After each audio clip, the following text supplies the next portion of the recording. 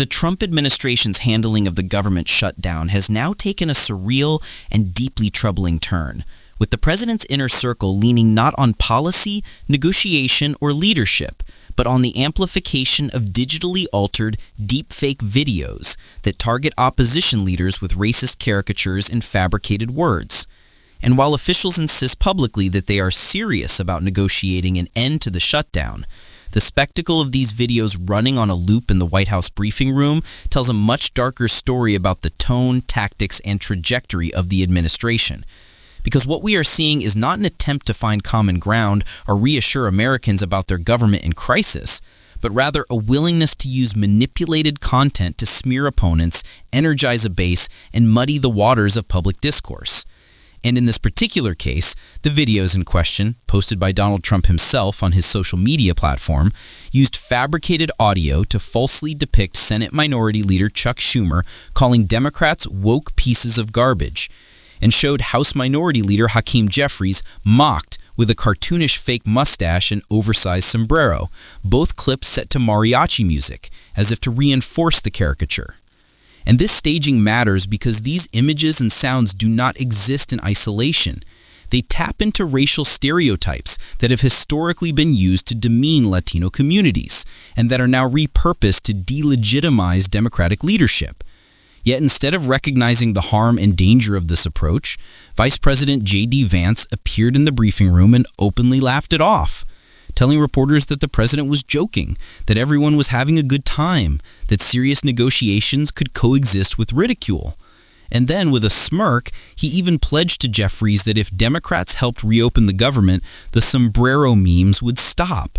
A statement that was presented as humor, but functions as both mockery and ultimatum, reducing the stakes of millions of federal workers potentially losing pay and ordinary citizens losing services into a political meme war staged at the highest levels of government.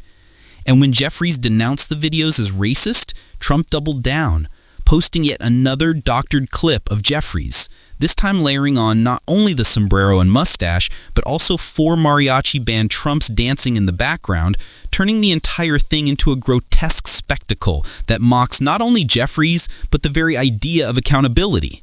And the point here is not whether one side finds the memes funny or offensive, but that the highest office in the land is distributing manipulated content, branding opponents with racist tropes, and using it as leverage in negotiations that directly affect millions of Americans, from federal employees facing layoffs to families who depend on government services. And this escalation raises profound questions about what political discourse has become. Because when truth is treated as malleable and racism as a punchline, the foundations of democratic debate collapse.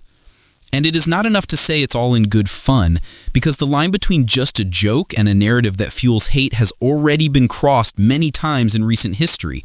And it is not an abstraction. It is a documented pathway to violence. And so we must view these deepfakes not as isolated incidents, but as part of a strategy to normalize manipulation, to desensitize the public to falsehoods, and to distract from the actual policy debate, which is about healthcare funding, worker pay, and government stability. And when the vice president laughs at this, it signals that the administration sees ridicule as a legitimate tool of governance, as if the hardships faced by ordinary people can be reduced to punchlines on a loop in the briefing room.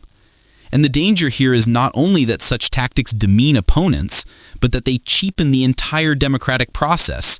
turning governance into a spectacle where facts are optional, racism is entertainment, and accountability is erased by humor. Yet in the long run, it is the public that suffers, because misinformation spreads faster than corrections, stereotypes reinforce prejudice, and while leaders joke about sombreros and memes, families are left without paychecks, without healthcare, and without a government that takes their struggles seriously. And in this way, the deepfake videos are more than propaganda. They are symbols of a political culture that has embraced cynicism over responsibility, mockery over dialogue, and division over unity. And the repetition of these tactics only makes them more dangerous, because what is normalized today becomes accepted tomorrow. And if racist caricatures and fabricated words can play on a loop in the White House without consequence, then what barrier remains to even more extreme forms of manipulation in the future?